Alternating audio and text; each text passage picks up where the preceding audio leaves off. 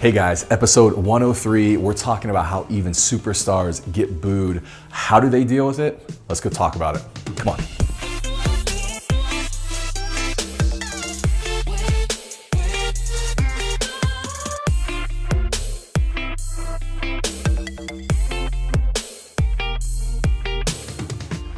Hey everybody, what's up? Welcome to the 88 show. This is the what is this? This is it's the internet's. Okay, cool. Take two. Hey everybody, what's up? Welcome to the 88 show. This is the internet's only dental show where we talk about what matters most in marketing, bringing the marketing heat this morning. I am your host, Joshua Scott, and this is episode 103. 103 episodes in. This month, February, introducing the new topic. Title of the article for this month is called Superstars Get Booed. And it's really a whole concept about dealing with public criticism, dealing with negative reviews. And so we're gonna talk about that on this episode. Next episode coming up, I've got a special guest and friend, Shane Simmons, fellow podcaster and dental marketer. He's gonna be here live in the studio, do a little Q&A with him. But let me tell you where this article came from. Right at the start of the new year, I think it was actually January 2nd, I sat down with my son to watch a basketball game, and it was the Toronto Raptors at the San Antonio Spurs. What was significant about this game is it was Kawhi Leonard's first time returning to San Antonio as a Toronto Raptor. And so if you don't know basketball, that's fine, but let me just kind of give you the backstory on this. Kawhi was like the San Antonio superstar, right? I mean, Coach Popovich has David Robinson and wins championships, and then has Tim Duncan and wins championships. And Kawhi Leonard was like the next in line, the heir apparent to the championship team. And everybody thought that was the case. He got hurt last season with a quad injury and never came back from it.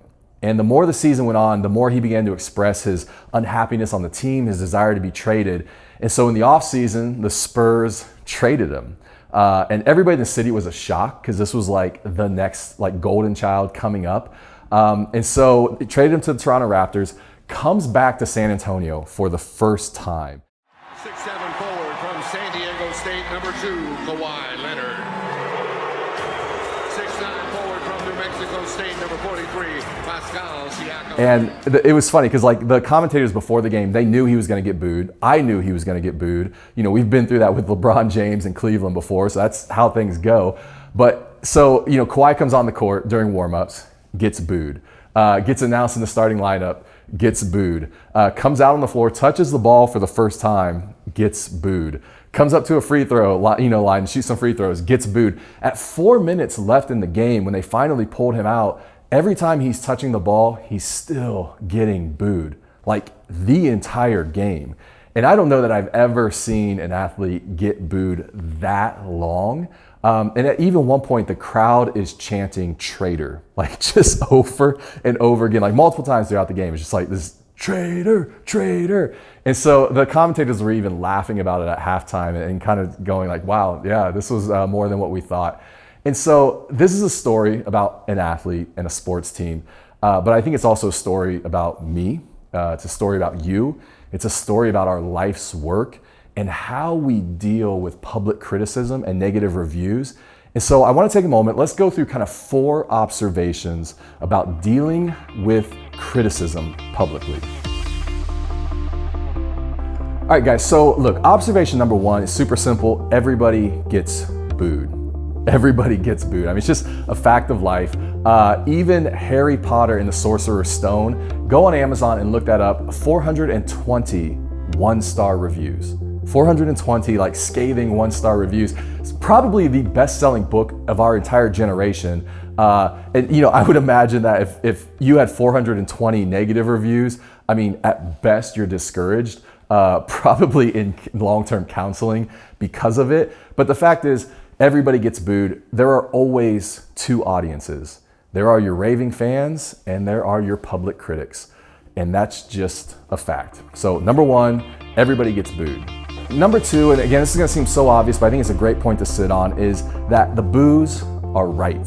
The boos are right. So what was interesting was the commentators of that game at halftime were talking about this with Kawhi Leonard, and they're basically like, the fans are right. The fans have a right to boo an athlete. They have a right to an opinion. And so I think that that's totally true. You know, there are these two audiences. One of them is your raving fans. They're going to connect passionately with what you're doing. And then there are those that won't. The thing is, they're both right.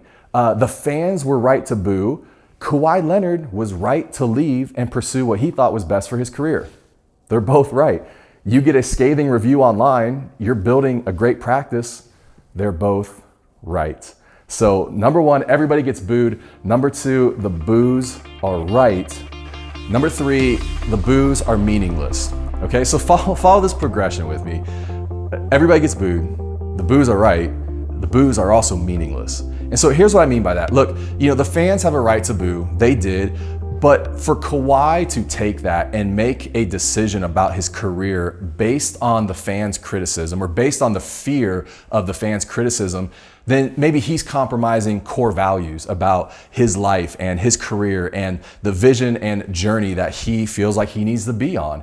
And so it's meaningless. At the end of the day, people are going to boo, but it can't detract from the vision. We recently had a client that was very critical of some of our work, which doesn't happen often. And so I began to get involved, 4 phone calls into it. This client has zero problem expressing his criticism over the project. And so there's definitely some disconnection and some expectations there that were probably off on both ends. And sure, there's some things we can learn. But at the end of the day, you know what? The boos are meaningless. It is. As a team, we're going to talk about it. We're going to make some corrections. We will not change the course of our business, the values, the vision because of one client that is criticizing us. And so you're going to have negative reviews. You know, maybe you haven't gotten that first negative one, that first 1 star. Maybe you have. You know that feeling when it first comes in and it's like, oh. But at the end of the day, it's a move on, pursue the vision. We're building a great practice. And at the end of the day, those boos are meaningless. All right, guys, last point, number 4, the more meaningful your work, the more frequent the boos. So the more meaningful your work, the more frequent, you know, basically superstars get booed more. The more you're out in the public, the more you're engaged in social media, the more frequent, the more often those boos, that criticism will come. One other interesting fact about this Kawhi Leonard story is when he got traded, the Spurs actually traded another player, Danny Green, as well, to the Toronto Raptors, okay? So Kawhi Leonard and Danny Green both get traded. They both come back to play in San Antonio for the first time. We all know Kawhi gets booed. What do you think they did to Danny Green? I mean, applause. So they're applauding him every time he touches the ball, probably just to create some contrast, like we hate Kawhi, we love Danny Green. But why are they applauding him and booing Kawhi Leonard? Because Kawhi Leonard was the superstar. I mean, Danny Green's an amazing player. In all contexts, he is a superstar to even be playing in the NBA, but the weight of that franchise was not on his shoulders. That was Kawhi Leonard's role. He was the center of that franchise. And so he's the superstar. And so when you're in that situation, man, the criticism is stronger, it's more frequent, it's more pointed, it's tougher to deal with, it comes more often. And so that's why the boos happen. We see this with LeBron James. When he left Cleveland, he was booed. His jerseys were burned. When he left Cleveland the second time to go to LA, people in LA put up a big billboard that said, "We don't need a king." And here we are talking about the best player in basketball history. And so the more meaningful your work, the more you're gonna get booed. Just look at it like a sign that you're doing something impactful. Guys, that about wraps this up, but you know what? Closing thoughts, look, Kawhi Leonard is gonna be fine. The city of San Antonio is gonna be fine. I mean, at the end of the day, that's just the truth of it, right? And at the end of the day, you're going to be fine. What I would encourage you with is don't let the criticism, don't let the bad reviews change your course. Critics and criticism and reviews and critics are all short-sighted. Don't get caught up in that. Your work is legacy. Your work is vision. It's what you're called to do. And so stay the course. When I say the boos are meaningless, man, put it out of your vision, focus, and go. I hope that helps. Link to the article down below. You'll see that. Would love to know your thoughts on it. Next episode, Shane Simmons is going to be here. Looking forward to that. A little Q&A. Best place to find me online is at Instagram, at Joshua Scott. Leave me your comments, some interaction. I'd love to hear from you. I think that's it, man. You got anything else? Feel good. Episode 103. That's a wrap. See you guys.